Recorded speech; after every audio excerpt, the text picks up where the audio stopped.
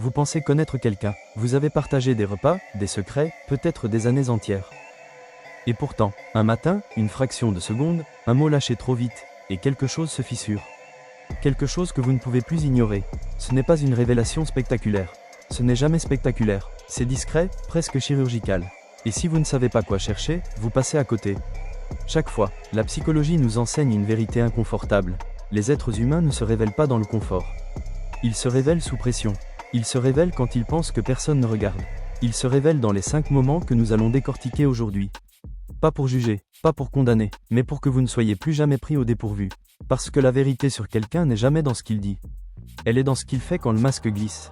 La psychologie sociale s'est longtemps intéressée à ce qu'on appelle la cohérence de personnalité. Pendant des décennies, le débat a fait rage entre deux camps.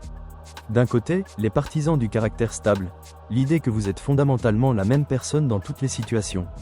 De l'autre, les situationnistes, qui affirment que c'est l'environnement qui façonne le comportement. La réalité, comme souvent, est plus sombre et plus nuancée.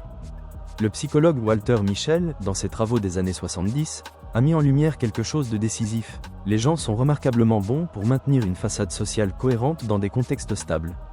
Ce que nous appelons la personnalité n'est, dans bien des cas, qu'un ensemble de stratégies adaptatives finement rodées.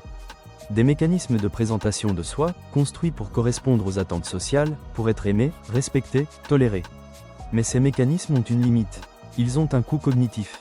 Et dans certaines conditions précises, le stress extrême, l'humiliation, l'alcool, la victoire soudaine, le système de contrôle lâche. Et là, pendant une fenêtre très étroite, vous voyez l'autre tel qu'il est vraiment. Non pas tel qu'il veut être perçu, mais tel qu'il est, dans son architecture profonde.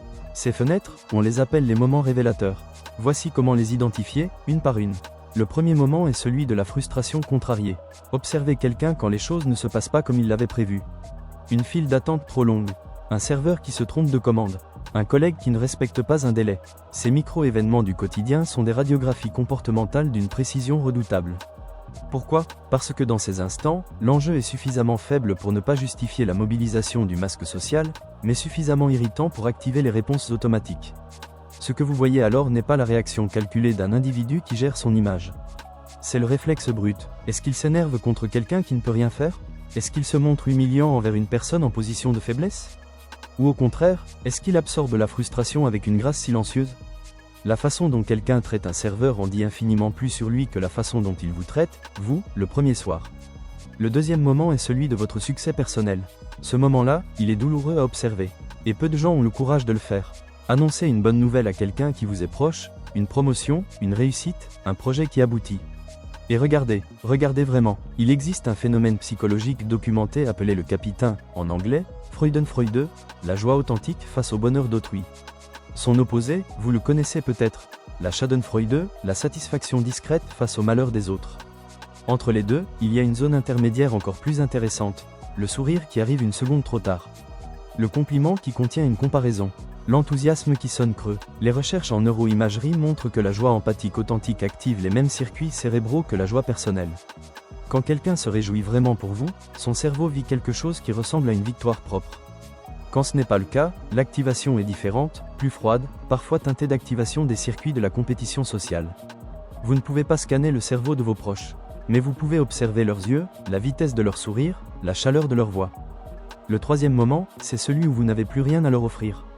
C'est le test le plus impitoyable et le plus révélateur. Imaginez que vous traversiez une période difficile. Vous avez perdu votre emploi. Votre santé vacille. Votre statut social s'effrite. Qui reste ? Qui disparaît progressivement, avec des excuses de plus en plus vagues, des messages de moins en moins fréquents ? La psychologie évolutive parle de relations instrumentales, des liens fondés non pas sur l'affection véritable, mais sur l'utilité sociale réciproque. Dans les périodes fastes, il est impossible de distinguer un lien instrumental d'un lien authentique. L'un et l'autre se comportent de la même façon. C'est la disette qui fait le tri. Ce n'est pas cruel à constater. C'est simplement la structure réelle des liens humains, telle qu'elle existe, indépendamment de ce que vous voudriez croire. Le quatrième moment est celui du désaccord public. Comment quelqu'un se comporte-t-il quand vous n'êtes pas d'accord avec lui, et que d'autres personnes sont présentes ? Est-ce qu'il écoute ? Est-ce qu'il cherche à comprendre ? Ou est-ce que sa priorité devient immédiatement de ne pas perdre la face, de vous réduire au silence, de gagner, pas le débat, mais le public ? Le narcissisme pathologique se révèle presque toujours dans ces moments de confrontation publique. Pas par la violence ouverte, mais par des techniques subtiles. la condescendance déguisée en pédagogie, l'humour qui isole, le retournement de situation qui fait de vous le problème. Ces mécanismes sont automatiques, ils ne sont pas conscients, et c'est précisément pourquoi ils sont honnêtes. Le cinquième moment, enfin, est celui du pouvoir soudain. Offrez à quelqu'un une position d'autorité, même symbolique, même temporaire, et observez. L'accès au pouvoir est un révélateur d'une efficacité presque effrayante. Certains individus, au moment où ils perçoivent un avantage hiérarchique sur vous, vont changer. La chaleur se refroidit, les demandes deviennent des ordres. La considération se transforme en condescendance. C'est ce que les chercheurs Dasher Keltner et Paul Piff ont démontré dans plusieurs études désormais célèbres. L'accès au pouvoir, même artificiel, même dans le cadre d'un jeu de rôle en laboratoire, inhibe l'empathie et active des comportements d'exploitation. Ce n'est pas une coïncidence. C'est une mécanique humaine, et savoir la reconnaître, c'est vous protéger avant que les dégâts ne soient faits. Maintenant que vous savez identifier ces 5 fenêtres révélatrices, la question devient, et vous? Comment vous positionnez-vous dans ces mêmes situations? Parce que comprendre la psychologie des autres sans vous inclure dans l'équation, c'est rater la moitié de l'histoire. Et c'est exactement là que la conscience de soi devient votre outil le plus puissant. Si comprendre la manipulation sombre est vital pour se protéger, maîtriser les codes de l'attraction et de l'influence positive est tout aussi essentiel. Parce qu'il ne suffit pas d'éviter les individus toxiques. Il faut aussi savoir qui vous attirez, et pourquoi. Il faut comprendre les mécanismes profonds de la connexion humaine. Pas pour manipuler, mais pour construire des liens authentiques depuis un endroit de pouvoir personnel et de clarté intérieure. C'est précisément pour ça que j'ai écrit Les Chuchotements du désir. Ce n'est pas un guide de séduction au sens superficiel du terme. C'est une carte de l'influence interpersonnelle, de ces dynamiques invisibles qui font qu'une personne attire, rayonne, inspire confiance, sans jamais avoir besoin de simuler ou de forcer. Vous allez comprendre comment votre présence communique avant même que vous ouvriez la bouche. Comment vos réponses émotionnelles dans ces 5 moments révélateurs vous définissent aussi bien qu'elles définissent les autres. Et comment reprendre le contrôle de ce que vous projetez dans le monde. Le lien pour accéder à l'e-book est disponible en description. Et maintenant, parlons protection concrète. Face à ces 5 situations, voici ce que vous pouvez faire. D'abord, nommez ce que vous observez intérieurement, sans le dire à voix haute.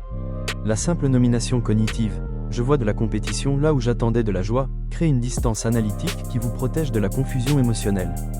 Ensuite, multipliez les contextes d'observation. Ne tirez jamais de conclusion définitive sur un seul moment. C'est la répétition des comportements à travers plusieurs situations différentes qui constitue la preuve. Enfin, protégez votre information.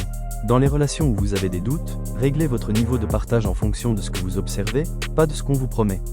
Votre vulnérabilité est précieuse. Elle mérite d'être accordée, pas donnée. Les gens vous montrent qui ils sont.